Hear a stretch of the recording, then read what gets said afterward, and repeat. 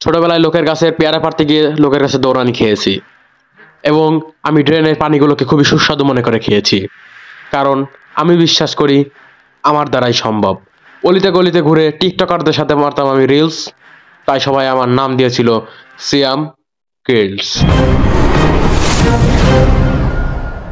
বন্ধুরা, আমি এখন আছি আমার দুর্দান্ত হেলিকপ্টারের উপরে, যা মাটি থেকে মাত্র 1 হাত উঁচুতে রয়েছে। বন্ধুরা, এই যাত্রাটা খুবই অসাধারণ ছিল, আর আমার পাইলটের হেলিকপ্টারে প্রয়োজনীয় পেট্রোল না থাকার কারণে আজকে তার নিজস্ব R15 দিয়ে আমাকে এই আফ্রিকার জঙ্গলে পৌঁছে দিয়েছে। এই মিশনটা খুবই দুর্দান্ত হবে।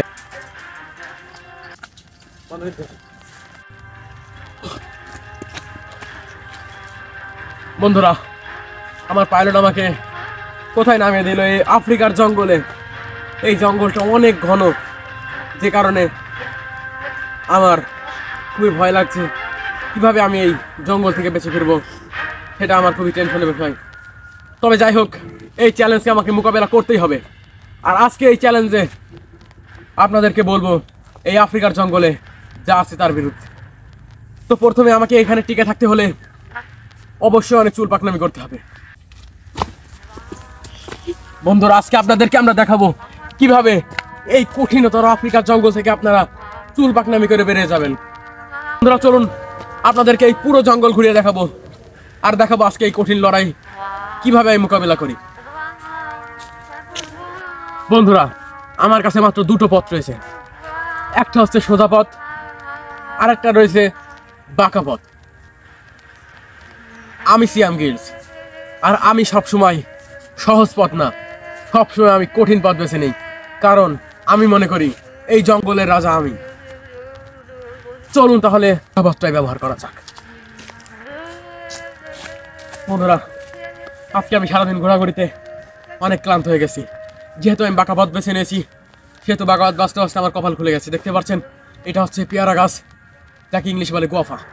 আর এই ফলটি খুবই সুস্বাদু হয়ে থাকে। দেখতে পাচ্ছেন গাছের নিচে পড়ে আছে এই ফল। এই ফলটি শুনেছি খুবই সুস্বাদু হয়ে থাকে। এই ফলটি খেলে আপনার মনে হবে আপনি বাংলাদেশের সেই বিখ্যাত তামুক খেয়েছেন। তো বন্ধুরা, এই ফলটি আমি এক কামড় দিয়ে দেখি কেমন লাগে।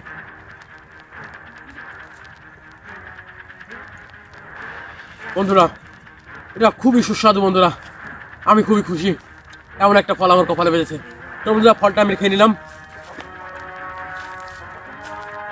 এবার আমার খুবই পানি পিপাসা লেগেছে, যে কারণে আমি পানি পিপাসা করতে। চলুন বন্ধুরা, একটু আগেই তো ফল খেলাম, এখন আমার পানিরও দরকার। যেহেতু আফ্রিকার জঙ্গলে থাকতে গেলে অনেক কষ্ট হয়। এদিকে রোদও লাগছে আমাকে টুকটাক। বুঝে দেখা যাচ্ছে বন্ধুরা, সামনে একটা পানি ড্রেন, আর এই ড্রেনে অথচ পানি থাকতে পারে। চলুন তাদের পানি পিপাসা লেগেছে, পানি খেয়ে আসি। বন্ধুরা, দেখতেই পাচ্ছেন এই কনকনে গরমের ভিতরে এইটুকু পানি আমার জন্য বেঁচে আছে। তবে আমিও সিয়াম গেটস। কি মনে করেছে এই নদীটা? আমি কি একটু পানি খেয়ে বেঁচে থাকতে পারবো না? অবশ্যই পারবো। আমি সবসময় মারাত্মক জিনিস নিয়ে খেলতে পছন্দ করি। বন্ধুরা, এই যে পানিটা দেখতে পাচ্ছেন, এটা খুবই সুস্বাদু, আর এটা খেলে আমার শরীর স্বাস্থ্য অনেক ভালো থাকবে এবং আমার শরীরে সব অঙ্গ প্রত্যঙ্গ সুস্থ হয়ে থাকবে। বন্ধুরা,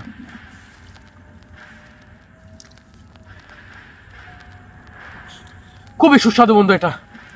যাক, আমার পানি শেষ। বন্ধুরা চলেন তাহলে এই আফ্রিকার জঙ্গলে।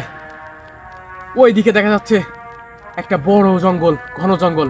চলুন বন্ধুরা, আজকে আমি আপনাদেরকে ওই জঙ্গল দেখাবো। চলুন বন্ধুরা, আপনাদেরকে যে বললাম না ঘন জঙ্গলের কথা, এইটাই সেই জঙ্গল। আর এই দেখতে পাচ্ছেন কাটা অনেক এই গাছে। এই গাছকে বলে লেবু গাছ, আর এই লেবু খেলে আপনার পুরো মাথায় নেশা উঠে যাবে। আর আজকে আমি এই যে জঙ্গলে চুল পাকনামি করলাম, এটাই তার ফল। দেখতেই পাচ্ছেন বন্ধুরা, আসুন আপনাদেরকে দেখাই। এই যে লেবু গাছ, এই যে দেখতে পাচ্ছেন গাছ অনেক। বন্ধুরা, বেঁচে থাকলে অনেক ঘন্টা হয়েছে, বেঁচে থাকলে অনেক